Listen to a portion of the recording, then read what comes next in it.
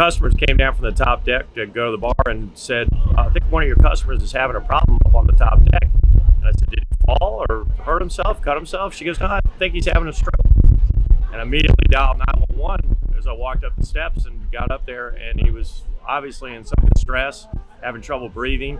And Linda, his wife, was getting very excited, was, come on, Wayne, it's okay, it's okay.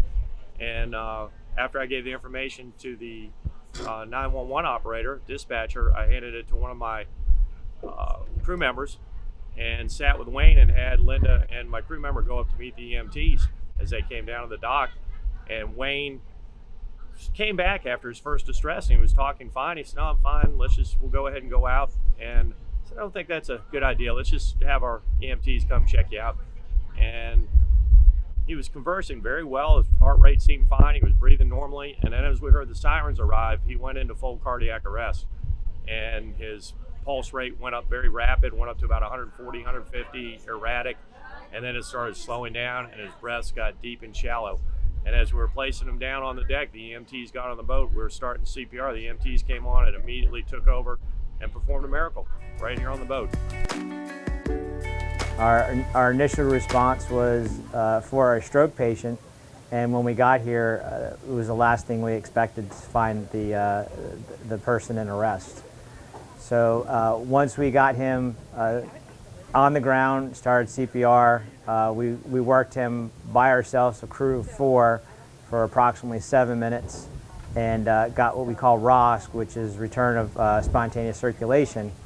And about that time, our other responding units had arrived, and we began to formulate a plan to get him from the top of the boat down onto the deck and then up into the ambulance, which was a major hurdle considering the size of the gangway that goes down from the top of the boat down to the dock here. There is, I would probably say, about 50 people, spectators, that were watching the events take place, as well as the dinner crowd up on the deck at the SaltyDog actual restaurant.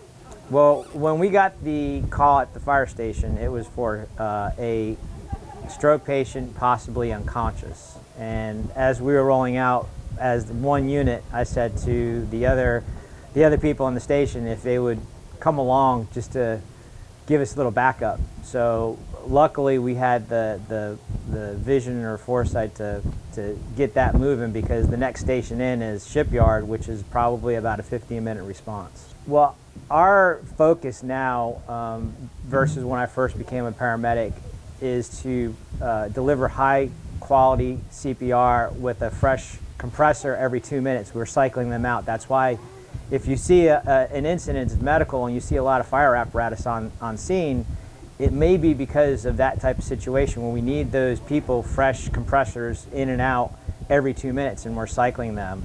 But once we had him stabilized, the biggest part next was, like I said, getting him from the top of the deck down onto the dock. Anytime that you have a cardiac arrest patient, you always want to have a firm surface. So if you have to do CPR, that you have the ability to compress the spine and the chest with the heart in between to circulate the blood. But we put him on a backboard, and the biggest hurdle was getting him down this gangway, which really we had to use some brute strength for one person at the bottom to basically bear the brunt of the weight and get him down, which was Jeremy Yerkes, the lieutenant at Station 1.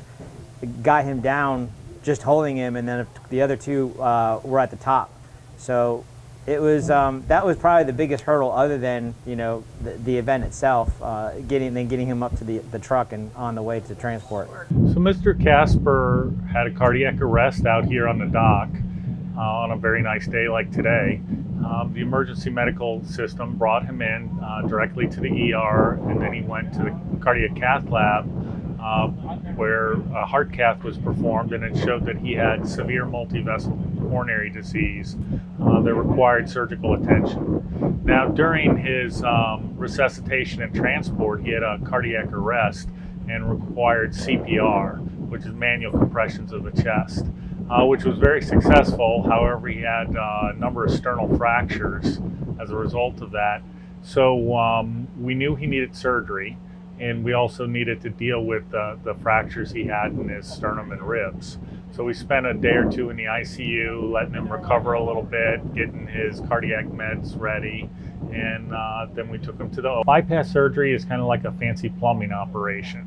So we take some arteries from the inside of the chest and also some veins from the legs, and we sew those onto the coronary arteries past the point of blockage.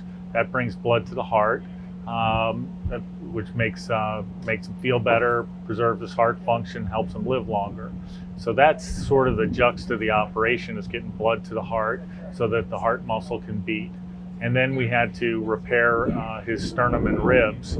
So we used a number of titanium plates and things like that to get that done. Yeah, so he did very well in surgery, and his post-operative recovery was equally fast. So he came off the ventilator immediately after surgery.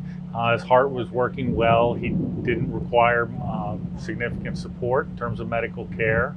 And, his indomitable spirit and zest for life, I think, helped him through it. So he had a really quick recovery, left the ICU quickly, and was doing regular activities pretty quick.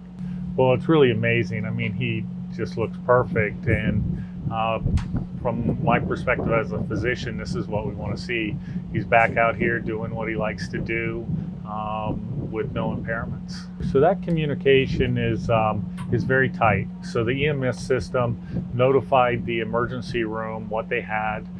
They did EKG in the ambulance, and so we knew that it was a heart attack. And the cath lab was mobilized. The cardiologists were in the cath lab with their entire team, waiting for him to arrive in the hospital so that he moved quickly through the emergency room to the cath lab and got the ball rolling in terms of his definitive treatment.